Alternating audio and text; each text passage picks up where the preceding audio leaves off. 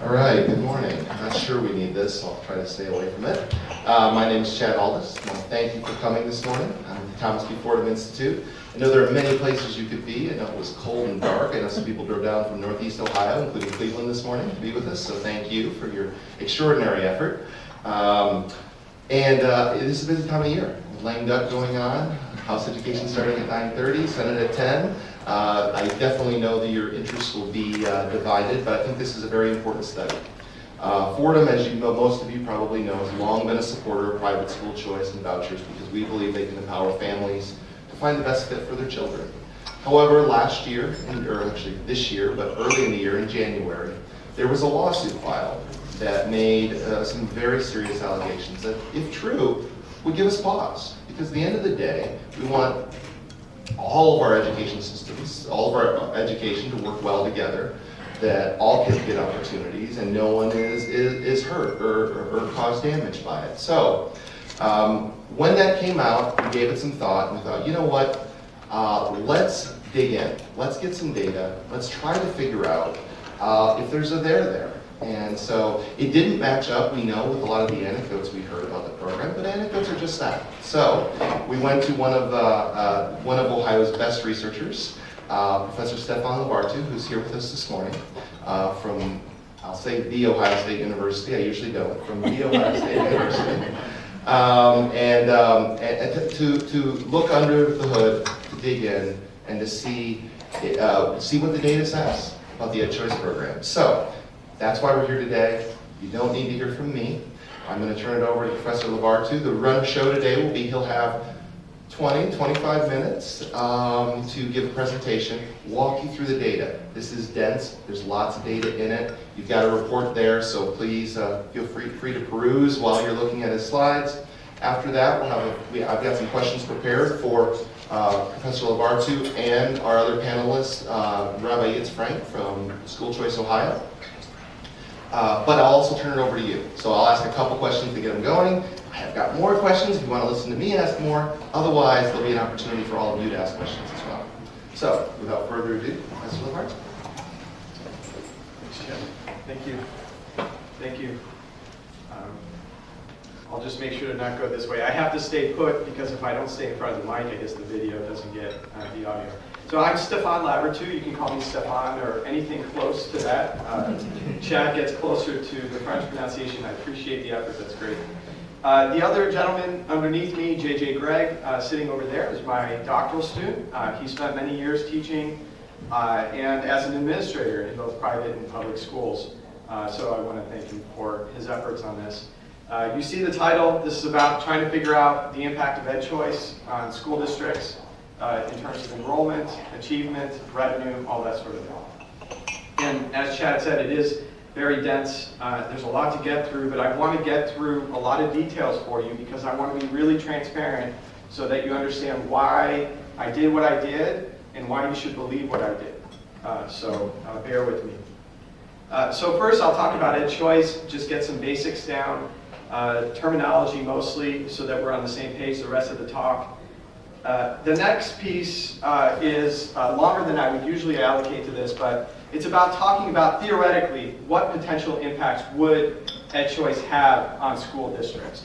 And it's important to spend time on this because some of the anecdotes we're hearing fail to account for some other channels through which EdChoice might affect districts. And so I want to make sure we have an appreciation for the complexity of the situation and why the research design we have here is necessary to get at an answer to this. Then I'll present that research design, help you walk you through the assumptions, and I'll present results that are even more involved than the ones in the main body of the paper. They're going to be some of the results from the appendix.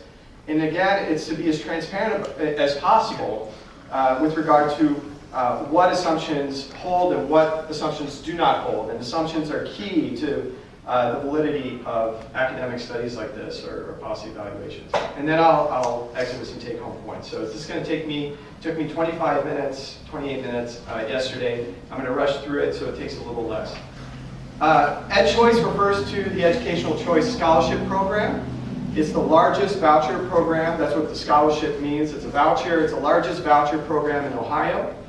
That means that public funds, in this case state funds, are given to families so that they can send their kids to private schools to cover a portion or all of the tuition. So there are a number of programs in Ohio. Total, we have 4% of the school-age population going to private school through vouchers. 3/4 of those are through EdChoice. We break EdChoice down into two different sub-programs, which I'll refer to as distinct programs for the purposes of this presentation. The first is performance-based EdChoice. It's the longest program. It's been around since 2006, 2007. That's the first year it was implemented. The law was in 2005. And the way that it works is that every year, the Ohio Department of Education identifies a list of traditional public schools that it deems to be poorly performing. And anyone attending one of those schools or zoned to attend one of those schools qualifies for a voucher under the performance-based EdChoice program. Half of all voucher students in Ohio participate using this program. The other program is the income-based expansion program. Started in 2013, 2014 for kindergartners, and every year since then a grade has been added of kids who are eligible. But unlike the performance-based program, which is focused on educationally disadvantaged students, it is focused on economically disadvantaged students. Approximately 1/4 of Ohio voucher students use the income-based program.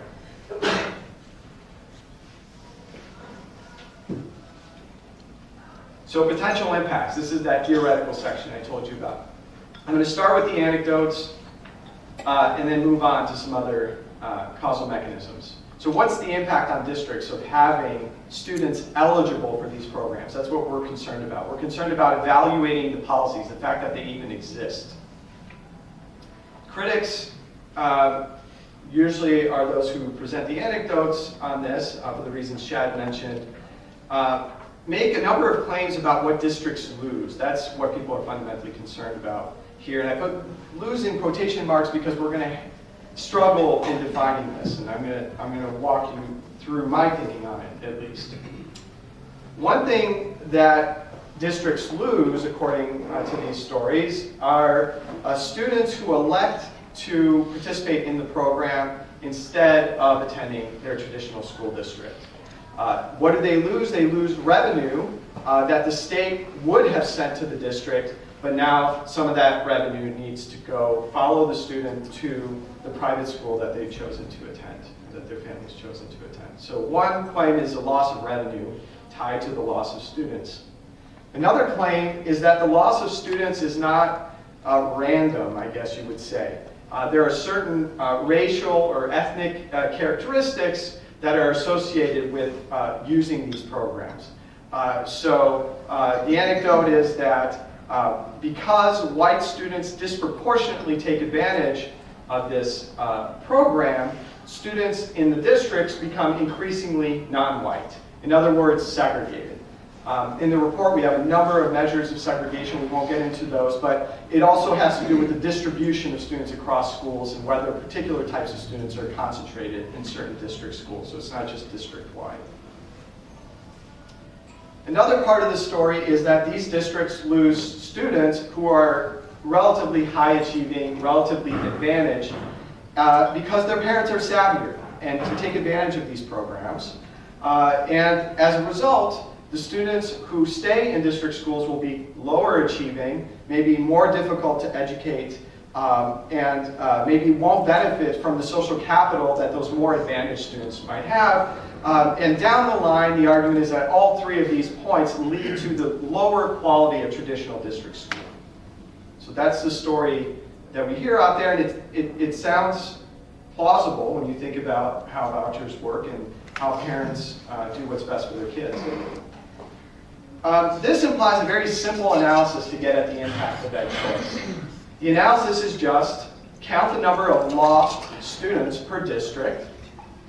So count the number of students who participate in EdChoice in each district. Figure out how much tuition went out the door with them, and I sort of regret that bullet already, but add up all the local and state and federal revenue that a district brings in. subtract out the state funds that they're no longer getting because those state funds have gone to the private school, and that's how much money they have left. And typically in education, you then divide by the enrollment because you want to know how much they have to educate each student. And so we have per pupil expenditures that are different than they would be if students weren't going to the private school. The question is, are they lower or higher? The fact that there's a local component here that's not touched makes this an ambiguous question, but that's one way of calculating this. Another way to get at the segregation effects, it's pretty straightforward. You just count the number of students who are white who participate, count the numbers who are non-white, and if the fraction who are white is higher than the fraction of white students in the district, then you have an exodus of white students, and you have a concentration of non-white students. It's not that simple. As appealing as that anecdote might be, we have to think about this a little bit more carefully. First, the question we have to ask ourselves is, where would each of those EdChoice students have gone to school in the absence of the program? So you have some students who are getting vouchers who reside in Columbus City schools. They might be white, they might be non-white, they might be advantaged, disadvantaged. And if you're doing the calculation we just talked about, it might look like it's a lost student for Columbus City schools. The question, though, is where would they have gone to school? In the absence of EdChoice, would they have gone to a traditional district school? Would they have gone to a charter school? Would they have gone to a private school anyway and paid tuition? Would they even reside in the district if the voucher wasn't an option? And I'm going to tell you, even if you could answer that question, even if you could interview all those people, get an answer that you believed, and human beings are notoriously bad at predicting what they would do in hypotheticals. Even if you believe them and you had accurate information, I'm telling you that you haven't accounted for everything that the programs are doing that might affect districts. So here are just a couple that are plausible given what we know about educational research. Perceptions of district quality. Could EdChoice affect perceptions of district quality? So you're living in Columbus City schools or wherever, and every year ODE releases a list of schools that are failing and where students can qualify for this voucher program. Might that affect how you perceive your district? Might you be, even if your kid is not in one of those schools that is deemed poorly performing, might you send them to a charter school instead? Might you send them to a private school and pay tuition? Might you leave the district? Even if you don't have a kid in school, might you have a lower perception, or even a child at all, might you have a lower perception of the district that leads you to vote down tax levies? Might you have a lower property value because suddenly fewer people want to live in that district? All these mechanisms might sound far out there, but we know that these sorts of dynamics happen. We don't know. This one is one where we have a lot of evidence. Competitive pressure. When you introduce a bunch of schools that students can attend, suddenly traditional district schools are working to retain them. We've seen in the context of charter schools and private voucher programs that when you introduce competition, oftentimes you see changes in the achievement of district students, those who do not take advantage of vouchers, those who do not go to charter schools, ostensibly because they're trying harder or redirecting resources differently, whatever it might be. Well, what if that's improving district schools? So now you've got satisfied private school parents, maybe because of the safety or proximity of the school. You've got higher achieving traditional district school students. Might that make the geographic district more appealing to live in? All those dynamics we just talked about. Enrollments, revenue, achievement, all those things can be impacted downstream, right? If you're affecting whether a tax levy passes, maybe you're affecting revenue, and that can affect achievement levels in the district. My entire point here is not to say that that's comprehensive, but that this is complicated. And counting potentially lost students is highly questionable. So what we need to do with this report is capture all potential causal mechanisms and downstream consequences. Anything you could possibly imagine that EdChoice does, we need to somehow capture. And that's a classic problem in economics of policy evaluation. Right? That's a classic problem. The classic strategy is you say, well, we want to identify, in this case, comparison districts that are exactly like the EdChoice districts, except that they didn't have EdChoice there. Those don't really exist, turns out. There are some compromise designs that are fairly credible. The most popular in economics has to do with comparing trends in districts that were and were not exposed to, in this case, EdChoice. It's called difference in differences. Well-worn, but what you want to do is you want to identify districts that were more and less exposed to the program, and you want to check that in the years leading up to the program, the revenues were trending the same way. Their enrollments were trending the same way. Their achievement was trending the same way. Segregation was trending the same way. Everything is trending the same way. And then only after the introduction of the program do trends potentially diverge, if they do. They might not. So that's what we're going to do in this study, and we're going to validate it. And the reason I'm going to give you all those nuanced pictures is because I want to show you what that looks like and why you might believe some of the analysis and maybe not some of the rest. So the importance of this validity check I just described, of comparing how districts compared in the years leading up to the program, is really critical here. And this is another reason the anecdotes that you're going to hear out there might be misleading. Districts where performance-based EdChoice was, for instance, from the 90s through to today, have been experiencing enrollment declines. They've been experiencing revenue increases. They've been experiencing achievement declines. They've been experiencing segregation increases. This predates the program and it follows the program. And there are very large social forces that cause all of those things. Labor markets, what have you. Things that have nothing to do with what school districts are doing and what state policy is. So that is a very important check to have in this case. So for performance-based EdChoice, what are we going to do? We're going to compare districts that had a higher proportion of their students eligible for the program because of their, the fraction that were in buildings deemed low performing. We're going to compare districts that have a higher proportion of those sorts of students to those that have a lower proportion. And we're going to see how their trends compare before the program and after the program. And we check this, and we find that the trends look good beforehand. And so for us, and for economists, you can say that there's a plausibly causal impact of the program on the outcomes that I'm going to give you. In other words, we successfully disentangled that complicated world and all those things going on. We disentangled what EdChoice, performance-based EdChoice, is responsible for.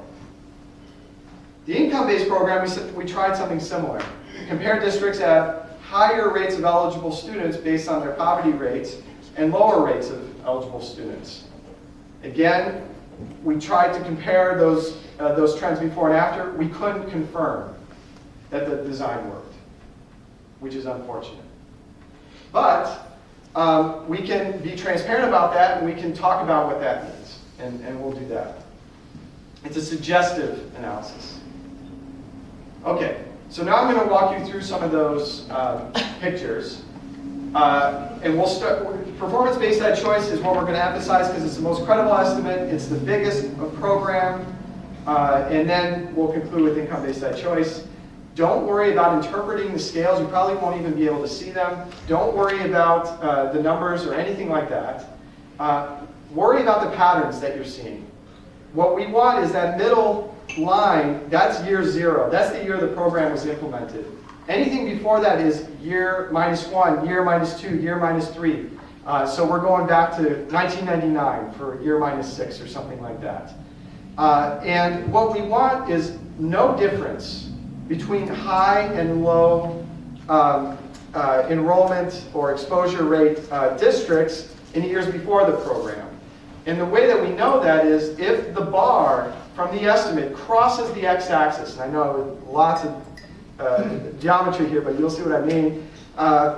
As soon as it gets across the x-axis, we can't have any confidence that there's any difference. Basically, we're rejecting the fact that there's a difference. So we'll walk through these. So here's one, enrollments. Years before the program, what you see are those dots are our estimates of the difference between high exposure and low exposure districts. The lines are crossing the x-axis. That means there's no statistically significant difference. So from year -6 to 0, essentially there's no difference in the trends between districts that would eventually be highly exposed to EdChoice and those that would eventually not be highly exposed to EdChoice. Suddenly you get EdChoice at year 0. That's that middle line. And then look what happens. Enrollments decline. Enrollments for highly exposed districts becomes lower and lower relative to the comparison group that I told you was the same in the years leading up to the program. So what does this mean? We have enrollment declines because of EdChoice. No doubt about it. There's enrollment declines for traditional district schools. Here's the share of Black, Hispanic, and Native American students. I'm only going to show you this because it gives you the same results as all the different measures of segregation that we've tried. But again, in the years leading up to the program, the comparison and EdChoice districts look the same. Year after the program, the share of Black, Hispanic, and Native students goes down. Turns out EdChoice drives a reduction in the share of students who are Black. That's what it does to districts. There's no white flight. There's a decline in Black students. That means there's a decline in segregation. And it fits when you look at how students are distributed across district schools. Expenditures per pupil. This includes capital expenditures, operational expenditures. Super noisy. That's why the lines are long, because there's capital expenditures. But what this is telling you is there's no difference in expenditures per pupil before, and there's no difference in expenditures per pupil after. These are the same districts I just showed you with the enrollment declines and the decline in segregation. No changes in total expenditures per pupil. Current expenditures per pupil. This is less noisy, lines are shorter, it's the bulk of the spending. This is what mostly teachers, actually educating students. What you're seeing is that there's actually somewhat of an increase in expenditures per pupil in operating expenditures after the program, especially when you get out into year 7 and above. That's the last dot is year 7 through year 13 or something like that. And in other models that are that try to make the estimates more precise, those numbers really come out. So why did that happen? Well, what happened is they lost enrollment. They didn't lose any local revenue. It didn't affect their ability, traditional districts, to raise local revenue, property taxes and such. And so you get lower enrollment in the same revenue, and you have higher local revenue per pupil. That's why you're seeing higher operational expenditures per pupil after the program. Achievement doesn't look so pretty. Look, there's differences before. Did all sorts of things to correct for those differences. The results don't really change. Really far out into the tail, it looks like achievement actually goes up. Average achievement by the students who remain in the district actually is higher. I can talk about why it looks fishy before. We had to sort of reconstruct the performance index using No Child Left Behind data before they had consistent tests, and it was sort of a mess. And whenever ODE can get me student level data, I will do that part properly. So, summary of impacts for performance-based EdChoice, 10 to 15% drop in enrollment for the average district exposed to the program. This drop is driven by Black students. Racial and ethnic segregation, these are measures I didn't show you because the figure looks the same. Looks at how kids are distributed across schools. The segregation declines. You're targeting schools that are disproportionately Black, and you're reducing the number of Black students. Suddenly, the white students in the district are more dominant as a share than they were. So what does that mean? It means Black, Hispanic, and Native American students were more exposed to white students from the introduction of EdChoice in these districts. We talked about spending. Total spending, we don't have evidence of change, but it's noisy. Looks like there might be some slight increases in operational spending. I don't want to say slight, $400 per pupil or something like that. It's not so slight. Oh, we looked at property values, probability of tax referenda passage, state-defined fiscal stress designation. There's nothing happens. In academic achievement, it's equivalent from districts going from the 2nd percentile to the 6th percentile, 12th worst to 37th worst. So that's consistent with you're targeting the lowest achieving students in the lowest achieving schools, so who's left behind? So that's consistent with that. It's also consistent with competitive pressures increasing learning. So we don't know which one it is. If ODE gives me a data, I'll tell you. Income-based EdChoice program. Again, this is suggestive, not causal. What are those comparisons and trends? Well, they suggest enrollment declines in EdChoice districts, declines in racial segregation, no change in expenditures, no change in achievement, but those results for segregation are sensitive to model assumptions, which of course they are. We told you that the assumptions weren't met. What we can say is this: there's no credible evidence of positive or negative effects for the income-based EdChoice program. We don't know. There's some designs we could try with more precise data, but with what's available, that's all we could do. So what are the take-home points? No credible evidence of effects in either direction for EdChoice, credible evidence of declines in segregation, increases in achievement, and no changes in revenue, maybe some increases in expenditures. And so the long-term increases in segregation in some of these communities is not attributable to the program. If anything, segregation is lower than it would have been had the program not been in place. I just want to thank JJ again for his hard work. I want to thank Thomas V. Fordham Institute because they let me do whatever I think is best, and I have complete freedom to do it so that my reputation stays intact. Thank you for coming.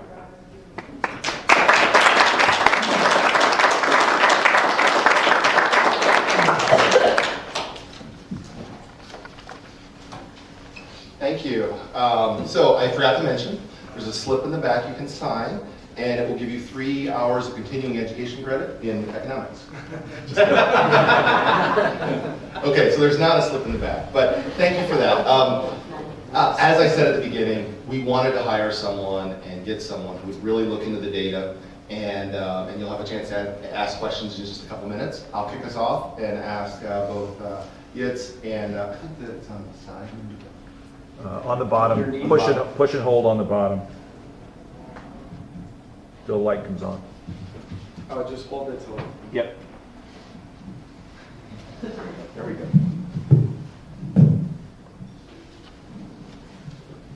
All right, you're on. All right, so thank you for that. I'm going to start with Yitz. So as you sat here and listened to this, it's a technical study, as I joked. But as someone involved directly with private schools and a leading advocate for parental options, what are your takeaways or initial thoughts after hearing this? Well, obviously there are a lot of ramifications for some of the things that we've learned from this study. But to me, what sticks out is some of the findings that Dr. Lavertu has uncovered regarding the segregation effects, and that the leading reason for declines in some district enrollment is actually Black students seeking other options. And working with schools and families all around the state, we tend to think about, like, why do students want to go somewhere else, or what's important, and we tend to look at academic results. It's just how we're wired. For, ROI, we think about college readiness, we think about the workforce, and we know that academic achievement does matter. But there are a lot of other things that matter to families too.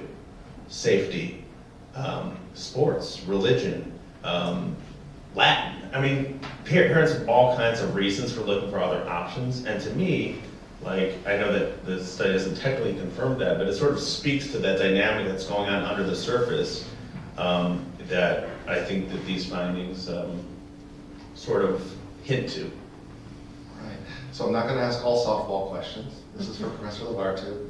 You noted that local revenues per pupil increased. Does that suggest that districts had to raise local property taxes to pay for school choice, which is something that, of course, some folks are very concerned about? No, we didn't find that at all. What we found is that the revenues stay flat and that the tax rates don't change at all. And it's just purely driven by enrollment declines. Great. I've got a whole page of questions, but are there any questions from the audience? Please. With the time frame of the study and the decrease in enrollment, did you ever take into consideration not just the loss of students from EdChoice, but the loss of students due to charter school options as well? We're charter school advocates as well as traditional public school advocates. And I've been closely part of two communities that have seen a great impact and loss. And I think a lot of times it is dependent on the community and the other things happening there. But I was just curious as to when you look at the numbers of the kids leaving, if you isolated how many of those were actually leaving due to the vouchers or EdChoice, and how many were leaving due to charter school options based on the initial time frame as what was happening in Ohio, because that was kind of the same piece with academic requirements and why kids could choose charter school options in certain school districts in the state. So before you answer, as you're answering, could you restate part of the question so the video will know the question you're answering? I'm not sure if it's being picked up or not. Gotcha. There are a number of questions embedded in your overall question, and I thought they were all really good ones. I think that the first one that I teased out had to do with, we see an enrollment decline in traditional districts. How many of those students who are leaving or not enrolling in the first place ending up in charter schools? And the answer is we haven't done that part of the analysis yet, but we have very strong reason to believe that that's happening because the enrollment decline is larger than we would expect based purely on participation in the EdChoice program. So my student and I, JJ, will look more thoroughly at impacts on charter schools enrollments. Another part of your question went to the validity of the design a little bit, and the way that I understand the second question is that the performance metrics on report cards that qualified people for participation in performance-based EdChoice were some of the same report card metrics used to allow the introduction of charter schools into districts. And this is a really dicey methodological question, and one reason why I was so thoroughly satisfied with the performance-based EdChoice part of the analysis. Now, I didn't look at impacts downstream, but I did look at impacts beforehand. So remember the validity checks that I did where you're comparing trajectories in years leading up to the program in enrollments and all those sorts of things. One of the things that I did to ensure that I wasn't accidentally picking up charter school effects from the introduction of charter schools was to check to see if the proportion of charter schools in the comparison districts was the same over time. And it was. And so what I'm saying is that there's no concern that this analysis is conflating the impact of charter schools and private school introduction. But with regard to the first question, I don't know how many of the students who left because of EdChoice actually ended up in charter schools. That's really good questions. Was there a third that I? Yeah, I had done a study too on the charter school piece, and I agreed with your finding on kind of achievement of the kids left behind. My study, just what I was able to analyze was that improvement in student growth was greater, say, in the charter school because it kind of more fine-tuned to the student, whereas the students left behind were kind of stable and increased in achievement. But I focused on the charter school piece kind of over the same time frame, and I was just curious. And then the original number of students in the study it was based on the eligibility of the school districts to receive EdChoice? Is that correct? Yes, Do you remember before at the it- time how many those were? For the average district, it was 29% of their students were eligible. All right, other questions? Thank you. Other questions? Tony? So I'm trying to get just a little bit of a handle on the revenue piece. So and I'm just going to ask if maybe this may be the factors that are controlling both expenditures and the revenue. So by having students move out of the district, the remaining districts, is that the divisor against the revenue number that you're using then going forward? Number of students enrolled in the district is what is the denominator. Yeah. So my assumption would be because there's less, they may be less state aid, but the local revenue would remain the same, which may be driving that number a little higher because there's a less of a denominator. And inversely, on the expenditure side, because I have less kids, my expenditures are going to go up per pupil because my divisor went down. Is that fair? It's a perfect synopsis of everything that's actually going on, and it's a nice simple story to tell, and it works. There are other things that could have happened because the way that districts were reimbursed, or how much the private school student cost for different districts varied. There are all sorts of things that were at work that might make that not true, but it turns out that the way you told the story is the intuition that we should have. See, Tony, I told you should have sat up here. So I have one other question, I have a lot of questions, I'll give you one more. And I asked this to Chad, when it was the ratio mix and the percentages of moving out. This initial grouping of schools that were included in that cohort, there's a predominantly higher racial diversity in that group. How much of a factor is that having on those numbers if we looked at the state average? Because if the whole state was involved, how much of an impact would that look? Because it looks disproportional, but those districts are already disproportional. That's my point. I guess that's my Yeah, I don't know that I want to speculate too much on, you mean if the vouchers were universal? Yeah. So. An interesting idea, though. Very interesting, Tony. So I think that's my last question. Well, I think that once again you might have told the story in just the right way so that we have an intuition for why segregation goes down. These are targeted voucher programs. When the school that you're targeting and making eligible is 3/4 black, what do you think happens? Right? And so in retrospect, yeah, you're exactly right. What would happen if it were universal? I don't know. But what we know from school choice studies is that it's possible that you end up having it going the other way, but we don't know how much. And then we don't know, but even if it were to go the other way a little bit, we know that for Hispanic families and a lot of black families, for instance, they tend to prefer schools that happen to have same demographic characteristics. And so then you end up in political questions of how much de jure segregation do you want, and how do you balance that with the needs and preferences of parents. So obviously I'll be on what I want to get into, but I think your intuition's right. These are targeted programs, so why do we see such a large decrease in segregation? Because it so specifically targets that population. Thank you. Yeah.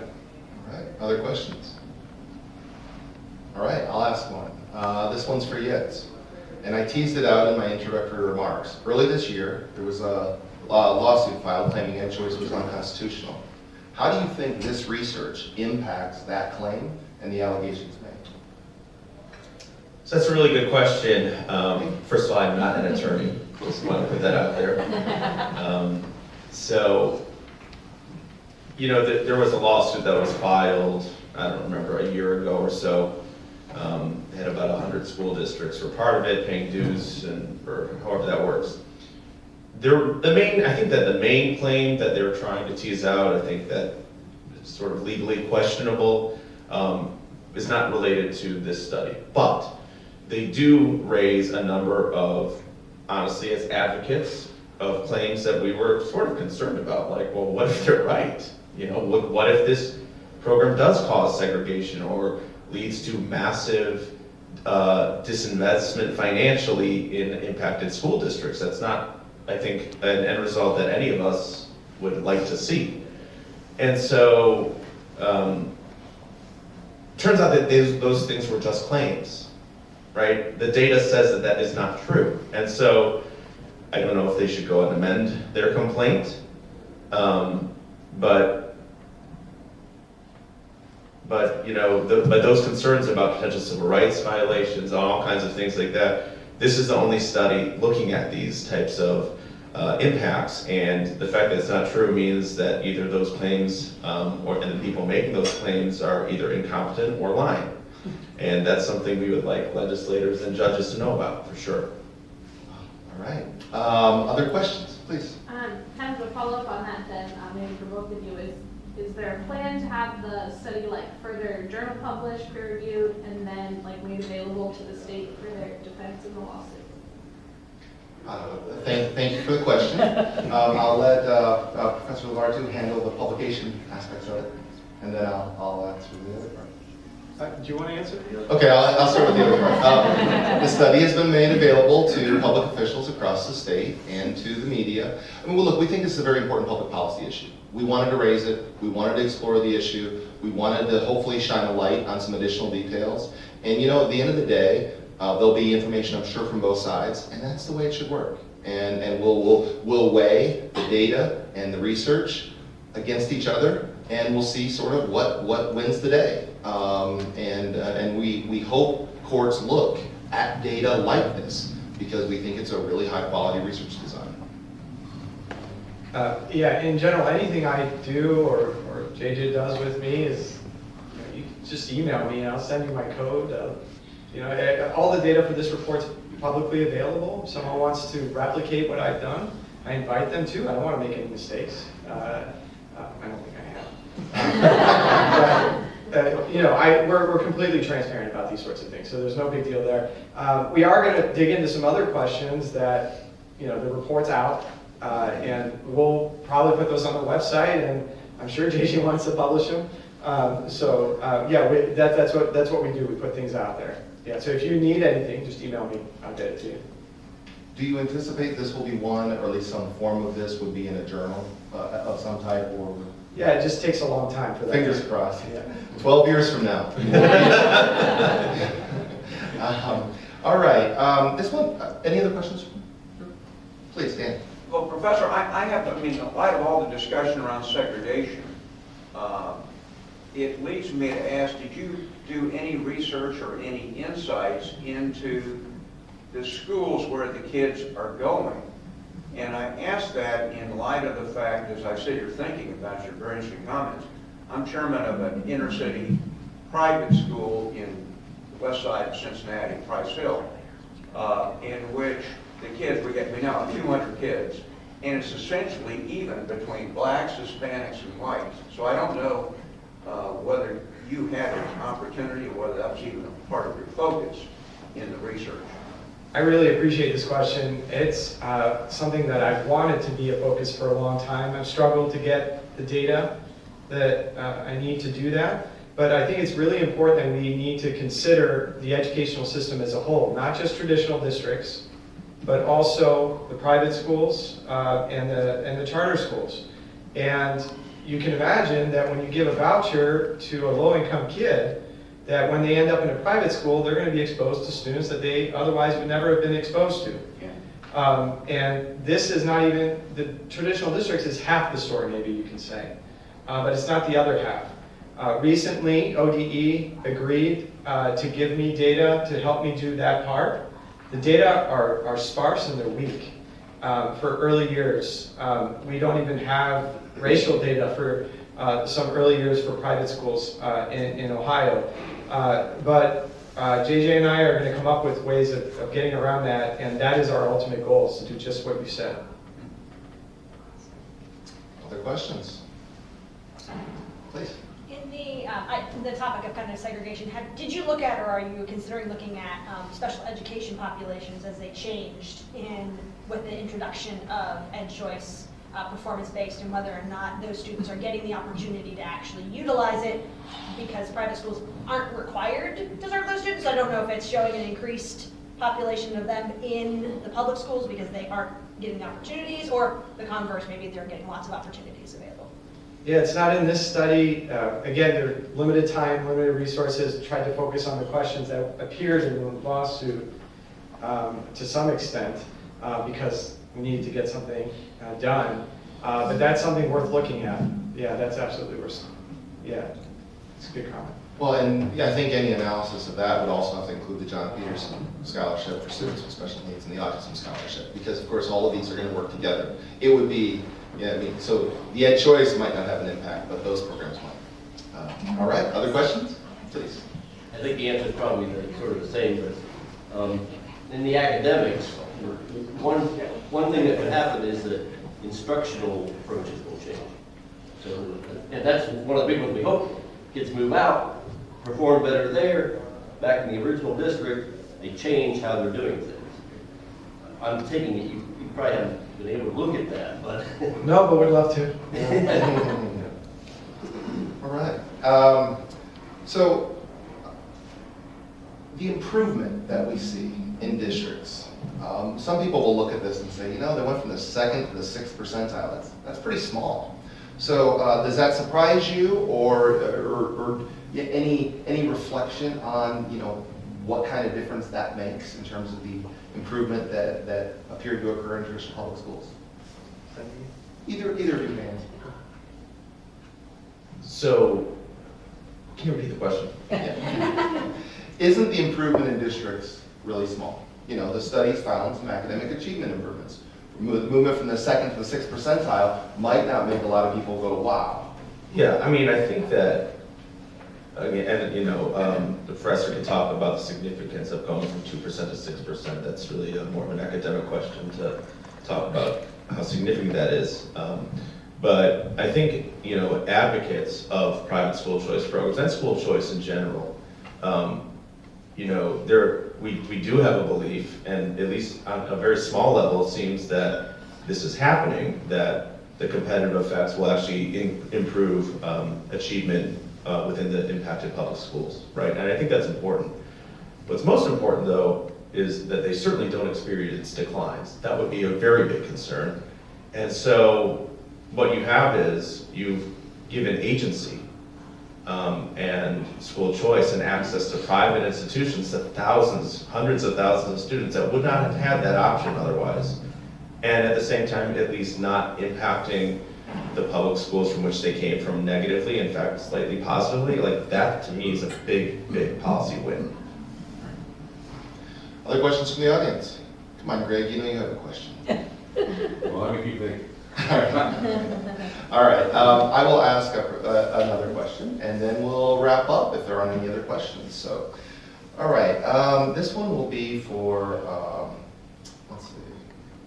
Sorry about this, I didn't think I'd go through so many of my questions. Yes, with an increase in spending on vouchers in the most recent budget and a change in the way programs are funded, do you think that'll have any impact on district finances and the analysis of this issue going forward? I was actually thinking about that during the presentation. So there was not a negative effect, I think a slightly positive effect of EdChoice on district finances, at least on a per pupil basis. But one of the things I think that the study didn't really quite capture yet, because it's too new, is that we've actually changed how we fund school choice programs. And this is the case for charter schools and vouchers. All 5 voucher programs are now funded directly by the state. So they do not count in a district's formula, both for the purposes of revenues and expenditures. And so I would expect that based on trends, because those students are now funded directly by the state, in many districts, their actual they should be positively impacted from school choice programs, or more so than prior. There are some districts that, because of a variety of factors, are actually getting significantly more per pupil revenue than the voucher programs cost. So for those districts, I guess theoretically, they could have been impacted negatively when students leave. But we support the policy anyways, and the leaders of those districts generally ask for it, so. Any more questions from the? Okay, so I lied. I have one more question I just noticed I want to ask. This is for Stéphane. Did you look, when people hear there's a new EdChoice study out, what they're normally going to think about is participant effects. What happens to kids who take a voucher, right? So did you look at the impact of EdChoice on students in private schools?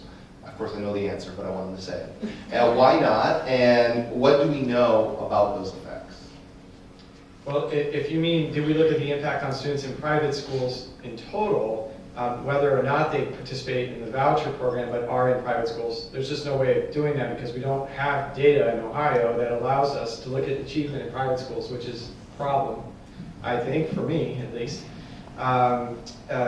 In terms of voucher students, that's, again, we have, the data are not the best, and I don't have access to them right now, but I'm working on it. It looks like ODE will provide some. But there are prior studies that have done this, and I think one is forthcoming, Biglio's. I'm not sure what the Okay. calendar is. Yeah, so I wish we could have done that, but we couldn't. Great. Yeah. Yitz, anything to comment on that? Um, You don't have to. No, I mean, I'm looking forward to seeing it. All right. That's all. Thank you very much for coming this morning. I'm certainly available if anyone has other additional questions. And I think probably the professor and Rabbi Frank too. So thank you very much. Thank you.